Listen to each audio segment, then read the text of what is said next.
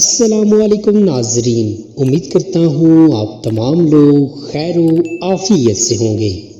ہمارا آج کا ٹاپک حسن خلق کی ایک اعلیٰ مثال۔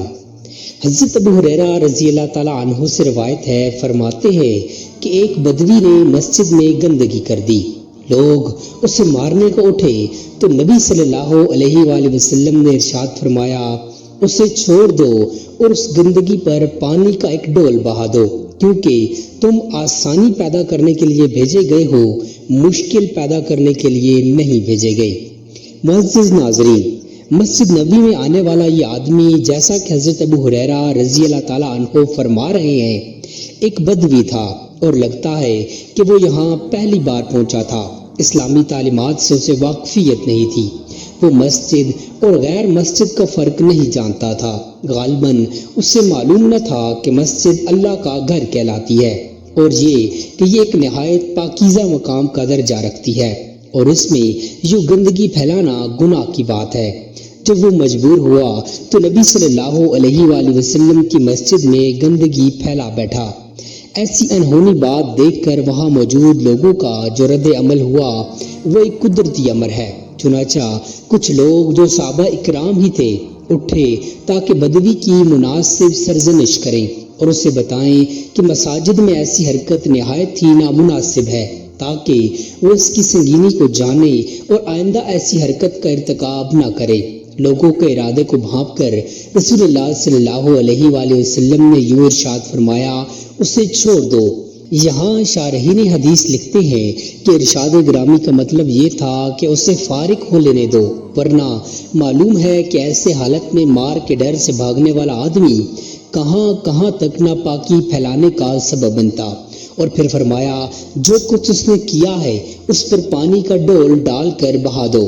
غور فرمائیے کہ کتنے سنگین معاملے کو کتنی خوبصورتی سے سلجھا دیا رسول اکرم صلی اللہ علیہ وآلہ وسلم نے۔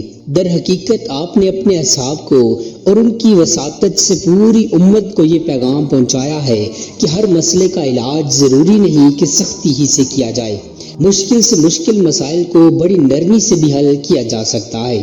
گرہ جتنی سخت ہو اتنی ہی نرمی درکار ہوتی ہے۔ اب مسئلہ تھا اس خرابی کو دور کرنے کا جو اس بدوی کی وجہ سے مسجد کے اندر پیدا ہو گئی تھی، تو صحابہ اکرام ہی سے فرمایا کہ اسے پانی سے بہا دو۔ اس میں بھی بڑی حکمت کار فرما ہے کہ کہیں ایسا نہ ہو کہ جس کی وجہ سے یہ ساری خرابی پیدا ہوئی ہے اسے ہی اس کام پر مامور کیا جائے کہ وہ اس کا ازالہ کرے۔ ظاہر ہے کہ جب اس بدوی کو معاملے کی سنگینی کا احساس ہی نہیں اور اسے معلوم ہی نہیں کہ اس نے کوئی غلطی کی ہے تو اسے کیا معلوم کہ اس کا ازالہ کیسے کیا جائے۔ اس لیے صحابہ اکرام ہی سے فرمایا کہ اس پر تم خود پانی بہا دو۔ اس طریقہ کار سے بین السطور اس بدوی کی تعلیم کا اہتمام بھی ہو گیا۔ آپ کی حکیمانہ تعلیم سے نہ صرف یہ کہ بدوی مار سے بچ گیا بلکہ احسن طریقے سے اسے مساجد کے احترام کا سبق بھی مل گیا۔ اس پس منظر میں رسول اللہ صلی اللہ علیہ وآلہ وسلم کی سیرت طیبہ کا ایک اہم پہلو بھی نہایت اجاگر ہو کر سامنے آتا ہے، اور وہ ہے آپ کا طبعی حلم اور مزاج مبارک کی نرمی۔ سچ تو یہ ہے کہ یہ مبارک وصف آپ کی پوری حیات اقدس پر حاوی ہے۔ قرآن حکیم نے اپنے مخصوص پیرانہ انداز میں اسے یوں رہا ہے۔ اللہ کی مہربانی سے آپ کا مزاج ان لوگوں کے لیے نرم واقع ہوا ہے۔ اگر آپ ترش رو اور دل کے سخت ہوتے تو یہ تمہارے پاس سے بھاگ کھڑے ہوتے۔ انسان تو بہرحال انسان ہے، آپ تو پرندے کی پریشانی پر بھی پریشان نظر آتے تھے۔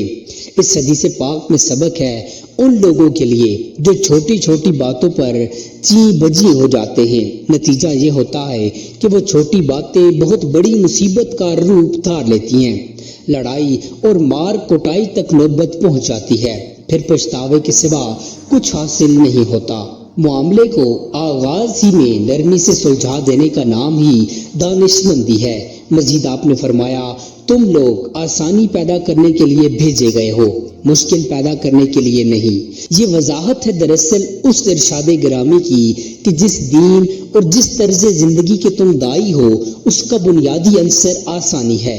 ارشاد ربانی ہے، اللہ کے دین میں تمہارے لیے کوئی مشکل پیدا نہیں کی۔ اس لیے زندگی کے ہر معاملے میں اس اصول کو ہمیشہ پیش نظر رکھو۔ آسانی کی جو راہیں اللہ تعالیٰ نے خود تمہارے لیے متعین کر دی ہیں انہیں تلاش کرو، نہ خود مشکل پسند بنو اور نہ ہی دوسروں کو مشکل میں ڈالو۔ ایک موقع پر آپ صلی اللہ علیہ وآلہ وسلم نے یوں ارشاد فرمایا، یہ دین نہایت ہی آسان دین ہے، اور جب کوئی شخص اس کو مشکل بنانے کی کوشش کرے گا یہ دین اپنی فطری آسانی کی وجہ سے اس پر غالب آ جائے گا۔